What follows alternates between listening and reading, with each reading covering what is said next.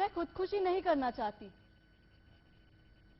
मैं अपनी जिंदगी से बेहद मोहब्बत करती हूं। इसीलिए मैं अपनी सबसे कीमती चीज दांव पे लगा रही हूं। I don't have any other way. This is my way. My life, my body, my weapon. मेरा अनशन ना कोई दिखावा है, ना खुद को दी हुई कोई सजा। It's just my bounden duty which I am following. मैं अपनी मां से पिछले 10 साल से मिली नहीं हूं। वो मुझे तभी मिलेगी जब मेरा मिशन कामयाब होगा। This is not tough. We all come here for a task to do, and we all come here alone. We are all Manorama's mother. We are all Manipuri ladies, you know. Understand? Because we love pleasure. Ishur aynı kozora Allah aybına sabra God maktabu kausira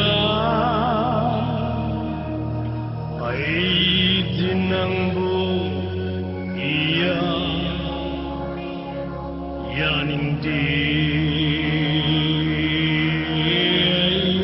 Aydinangbu iya yanindi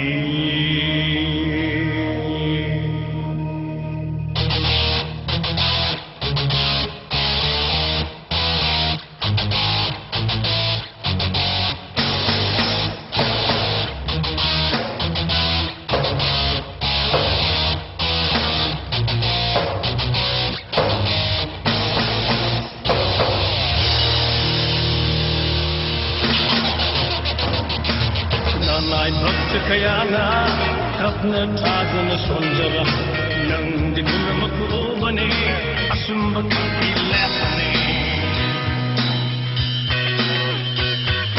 nanai chamla kayana kapna tadına sonjara nang dinulma kubani asumba kilapani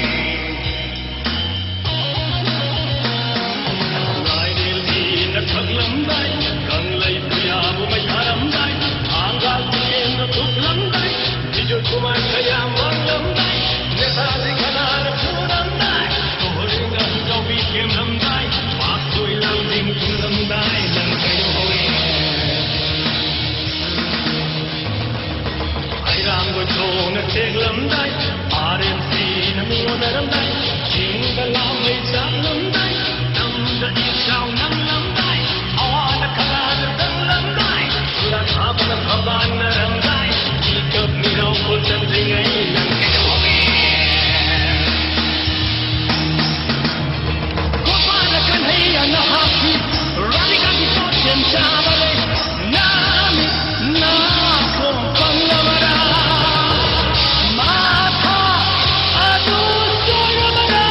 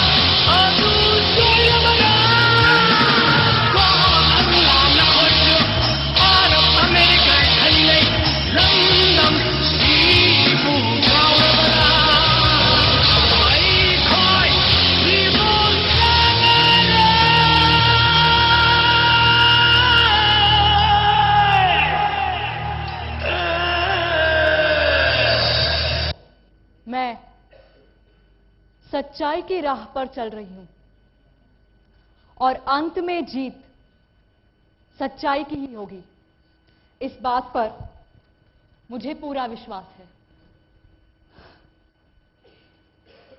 God gives me courage, and this is why I am alive through all these artificial means, for the only wish that we as radical beings should get rights for self-determination. I know my task is the tough one, but happy day will come. Until then, I must be patient. मैं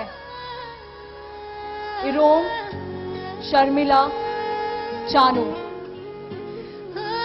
पूर्वोत्तर की कई महिलाओं में से एक, जो चाले चल रही है अंधेरा जीतने के लिए। যদি তোর ডাক শুনে কেউ না আসে তবে একলা চলো রে, যদি তোর ডাক শুনে কেউ না আসে তবে একলা চলো রে, একলা চলো একলা চলো একলা চলো একলা চলো রে, যদি তোর ডাক শুনে কেউ না আসে তবে একলা চলো রে। आपल्या टाळ्याच सांगून जात आहेत या सादरीकरणाला आपल्या पसंतीची पावती। मेधाताईंच्या आई इंदुताई खानोलकर इथं आलेल्या आहेत, त्यांचा आम्ही मैत्रेय परिवाराच्या वतीनं सन्मान करणार आहोत। वर्षाताईंना मी विनंती करतो की त्यांनी मंचावर यावं आणि मेधाताईंच्या इंदुताई खानोलकर यांना देखील मंचावर घेऊन यावं।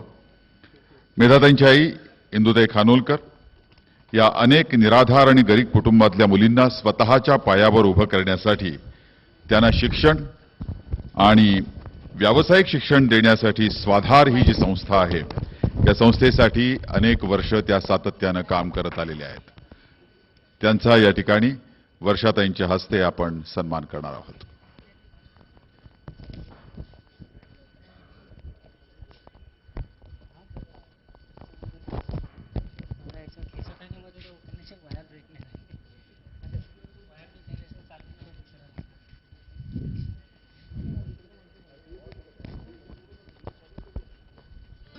त्याचप्रमाणे शिक्षक मतदारसंघाचे आमदार श्रीयुत कपिल पाटील हे देखील इथं आलेले आहेत, त्यांना देखील मी मंचावर आमंत्रित करतोय। त्यांचाही सन्मान आज या मंचावर आम्ही करतोय।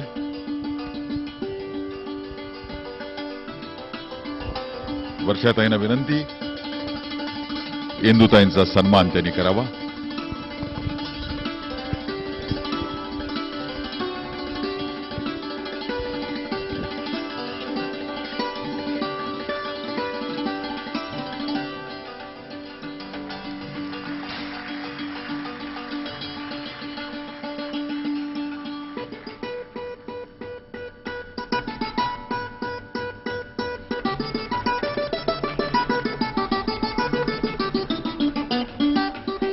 श्रीयुत प्रसाद परोळेकर यांना मी इथं मंचावर आमंत्रित करतोय। कपिल पाटील इथं आलेले आहेत, त्यांनी देखील कृपया मंचावर यावं।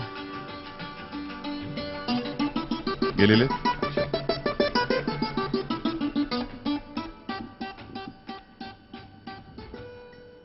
या समारंभाच्या आयोजनामध्ये ज्यांचा सिंहाचा वाटा आहे ते मैत्रेय प्रकाशन या संस्थेचे संपादक श्रीयुत मनोज आचार्य यांना मी आता इथं मंचावर पाचारण करतोय।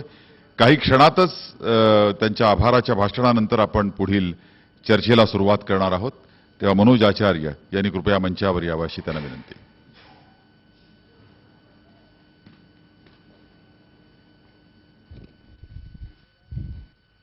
नमस्कार। आभार प्रदर्शनाआधी एक 3-4 जणांचा सत्कार होणं स्वाभाविक आहे असं मला वाटतं। त्यात सर्वप्रथम आहेत प्रदीप भिडे, जे आमच्या मैत्रेय परिवाराचं नेहमीच एक आमच्या कुटुंबातले आहेत असे ते, सूत्रसंचालनासाठी नेहमी आमच्याबरोबर असतात, तर त्यांचा सत्कार अशोक चौधरी यांच्या हस्ते व्हावा अशी मी इच्छा करतो. अशोक चौधरींनी रंगमंचावर यावं.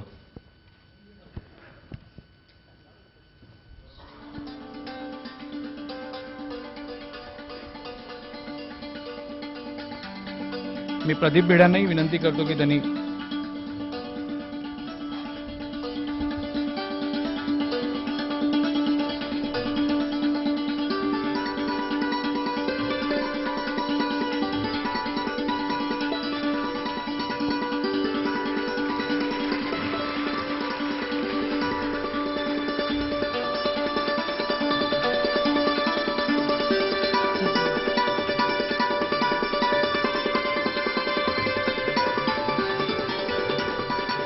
यानंतर आज ज्यांच्या पुस्तकाचं प्रकाशन झालं ते प्रकाश खरात, त्यांना मी विनंती करतो की त्यांनी रंगमंचावर यावं आणि त्यांचा सत्कार गुणवंत चौधरी यांनी करावा. गुणवंत चौधरी.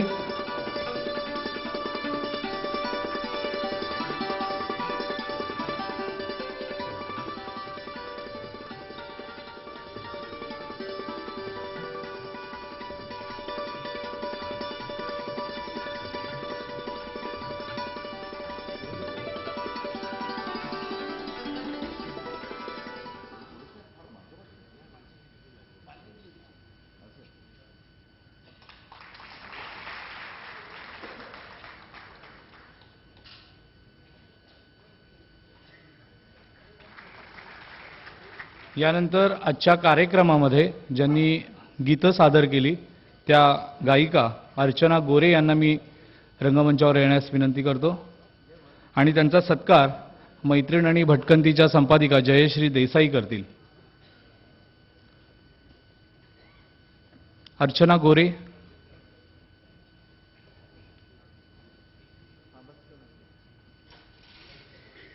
यानंतर मी ओजसला विनंती करतो की त्यांनी स्टेजवर यावं. ओजस.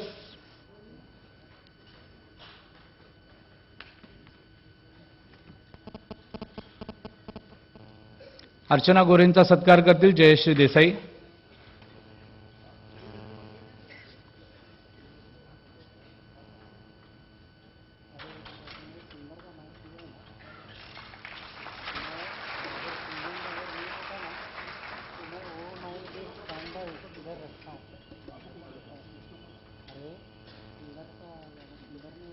ओजस जिनी आत्ता एक एकांकिका सादर केली अतिशय उत्कृष्टपणे, तिचाही सत्कार मी जयश्री देसाईंनाच विनंती करतो की त्यांनी तिचा सत्कार करावा.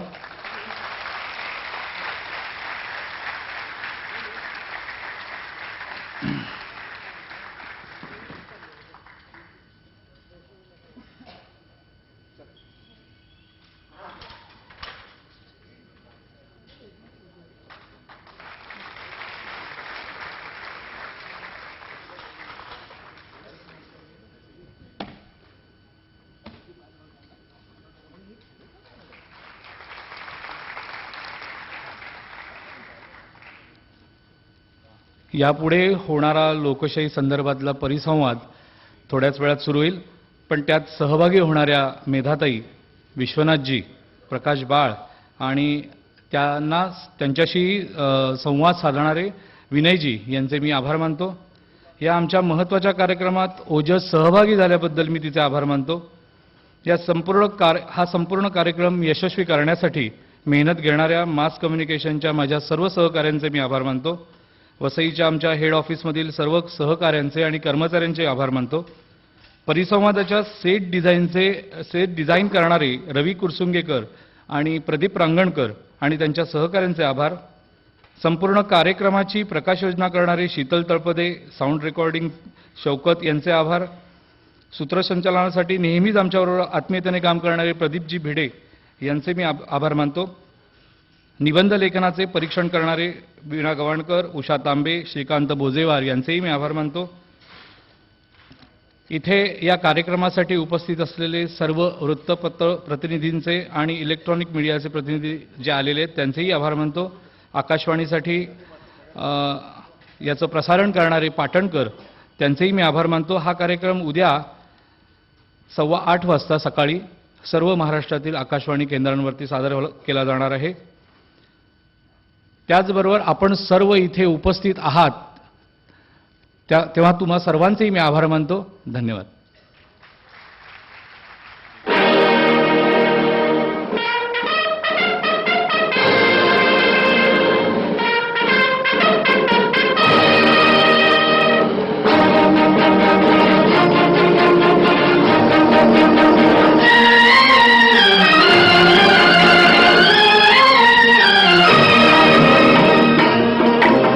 अपनी आजादी को हम हरगिज मिटा सकते नहीं, अपनी आजादी को हम हरगिज मिटा सकते नहीं.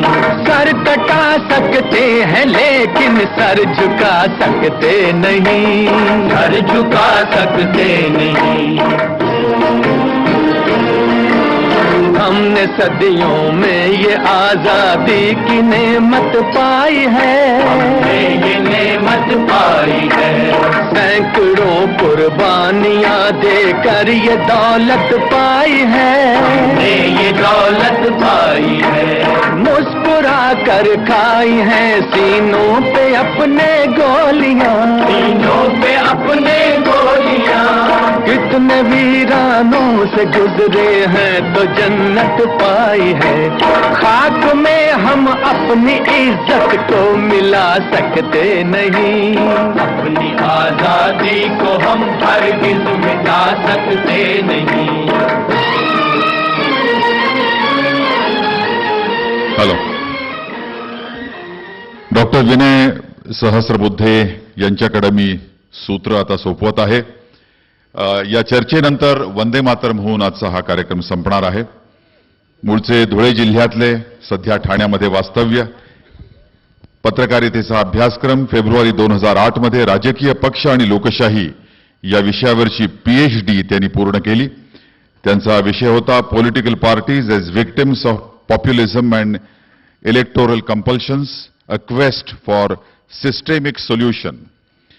देशविदेशात अनेक परिसंवाद आणि परिषदांमध्ये सहभागी झालेले आहेत. रामभाऊ म्हाळगी प्रबोधिनीचे सध्या महासंचालक आहेत. गेली 22 वर्ष या संस्थेची प्रमुख जबाबदारी ते सांभाळत आहेत आणि या प्रबोधिनीची जबाबदारी सांभाळत असताना अनेक संस्थांमध्ये ते कार्यरत आहेत. मुंबई विद्यापीठ अधिसभा सिनेट सदस्य, अध्यक्ष कपाट, पश्चिम विभाग समिती, council for advancement of people's action and rural technology आणि युती शासनाच्या काळात यशदाच्या संचालक मंडळावर देखील काम केलंय. विनय प्रभाकर सहस्रबुद्धे यांना मी आता विनंती करतो की हा जो परिसंवाद आहे लोकशाही या विषयावरचा त्यांनी सुरुवात करावा.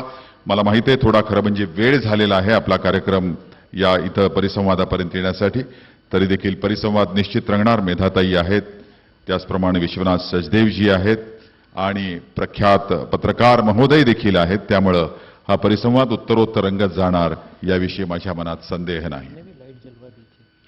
आपण लक्षात घेतलं असेल की समोर या सभागृहामध्ये फार मोठ्या संख्येत लोक बसलेली आहेत. मला धाकधूक होती की इतका चांगला कार्यक्रम झाल्यानंतर, म्हणजे अतिशय विचारप्रवर्तक अशा प्रकारचं एक नाट्य आपल्यासमोर सादर झालं. त्याच्या आधी खूप अतिशय हृदय असा कार्यक्रम झाला आणि त्यानंतर कदाचित सभागृह थोडंसं रिकामं वगैरे होऊ लागेल की काय, पण तसं झालेलं नाही. आणि त्यामुळे त्या लोकमताचं एक दडपण आमच्या मनावर आहे की आपल्याला आता न्याय दिला पाहिजे या कार्यक्रमाला. त्यामुळे लोकशाही सारख्या एका अतिशय व्यापक अशा विषयाची एक मर्यादित वेळेमध्ये चर्चा करण्याकरता आपल्याकडे 3 अतिशय दिग्गज अशा प्रकारची व्यक्तिमत्व आली आहेत. आणि मधु सतपाळकरांच्या स्मृतीच्या या कार्यक्रमामध्ये या विषयाची चर्चा होणं हे अतिशय संयुक्तिक आहे, कारण लोकशाही हा सतपाळकरांच्या निष्ठा विषयातला एक अतिशय अग्रक्रम असलेला विषय होता. आणि सध्याचा काळ, आजचा दिवस, या सगळ्याची एक विशिष्ट अशा प्रकारची अनुकूल पार्श्वभूमी या आपल्या चर्चेला लावली आहे. आपल्याला माहिती असेल की काल 11 ऑक्टोबर हा जयप्रकाश नारायण यांचा स्मृती दिवस होता. तसंही हे वर्ष प्रजासत्ताकाच्या 61चं वर्ष आहे. प्रजासत्ताक आपण झालो त्याला आता 61 वर्ष यावर्षी पूर्ण झाली. आणखीन एक योगायोग असा की लोकशाहीत केवळ निवडून द्यायचं, मतदान करायचं आणि लोकशाहीची निवडणूकशाही करायची, याच्या पलीकडे थोडीशी झेप घेण्याच्या आपल्या प्रयत्नामध्ये 5 वर्षापूर्वी आपण माहिती अधिकाराचा अवलंब केला, स्वीकार केला, त्याची अंमलबजावणी सुरू झाली. त्याला देखील 11 ऑक्टोबरला बरोबर 5 वर्ष पूर्ण झाली आहेत. त्यामुळे अशा प्रकारच्या एका चांगल्या पृष्ठभूमीवर आपण लोकशाहीची चर्चा करतो आहोत. आता कदाचित असं वाटेल की लोकशाहीची चर्चा करावी आणि त्याबद्दल चिंता व्यक्त करावी किंवा लोकशाही हा विषय अशा प्रकारे विश्लेषणाचा जाहीररित्या बनवावा, असं खरंच काही घडलंय का? लोकशाही तर ठणठणीत वाटते. मेधाताई, प्रकाश बाळ, सचदेवजी सगळ्यांना चांगलं माहिती आहे आणि आपणही सगळेजण जाणता की अन्य अनेक लोकशाही देशांच्या तुलनेमध्ये, विशेषतः युरोपीय देशांच्या तुलनेमध्ये भारतातलं मतदानाचं प्रमाण हे खूप चांगलं आहे. भारतात नियमितपणे निवडणुका होतात. आपल्या देशाला लोकशाही प्रजासत्ताक म्हणून आपण बनलो, स्वातंत्र्य मिळालं त्याही सुमारास अशी चर्चा झाली की या देशाला लोकशाही मानवेल का नाही.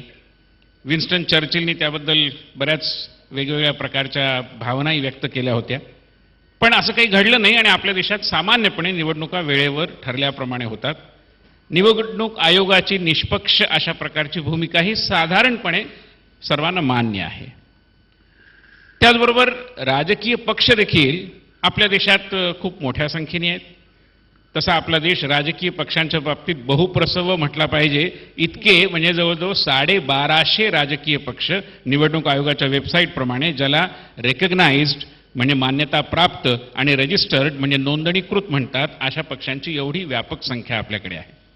आपण आणीबाणी विरुद्धचा संघर्ष यशस्वी केला, आणीबाणी उलथवून लावली आणि मधल्या काही काळात आपल्या देशाने एक अस्थिरतेचं पर्व बघितलं. आपण एक प्रकारच्या आघाड्यांच्या राजकारणाच्या मार्गातून त्याच्यावरही उत्तर शोधून थोडेसे स्थिरतेच्या दिशेने चाललो आहोत असं वाटण्याजोगा काळ आहे. म्हणजे वरवर पाहिलं मेधाताई, आणि मी तुमच्यापासूनच सुरुवात करतो, तर लोकशाहीची तब्येत ठणठणीत वाटावी बाहेरच्या कोणालाही, अशा प्रकारचं वातावरण आहे. पण जगभरातले लोकशाहीचे अभ्यासक तसं मानत नाहीत आणि बहुधा आपल्या इकडे सगळ्यांचं मत असं असेलच असं नाही. मला जन आंदोलनांच्या एक प्रमुख सूत्रधार या नात्याने आपल्याला विचारावं असं वाटतं की लोकशाहीची तब्येत ठणठणीत आहे की लोकशाही खिळखिळी झाली आहे आणि आता त्याला काहीतरी सलाईन वगैरे देण्याची वेळ आली आहे, नेमकं काय? सामान्य जनजनांच्या नजरेतून जर पाहिलं तर आज भारतातली लोकशाही ही अरुंधती रॉय म्हणतात त्याप्रमाणे बनाना रिपब्लिकच्याच पद्धतीने पुढे जाते आहे. नाही म्हणाला भारतीय ज्याला म्हणतात उपखंड, त्यामध्ये आपल्या शेजारी देशांच्या तुलनेने अजून सेनेचं राज्य आलं नाही, हेही नसे थोडके असं म्हणण्यासारखी परिस्थिती आहे. निवडणुकांचा सर्व गदारोळ 800 ते 1000 कोटी रुपये एका वेळी खर्च होऊन सुद्धा चालतो आहे आणि मिनिटाला लाखो रुपये खर्च करून लोकसभा आणि विधानसभा सुद्धा चालत आहेत. परंतु प्रत्यक्षामध्ये लोक हा घटक, याचा स्थान आणि सन्मान, याची भूमिका आणि त्या भूमिकेचा आग्रह हाच राज्यकर्त्यांच्या दृष्टीने कमी होत चालला आहे.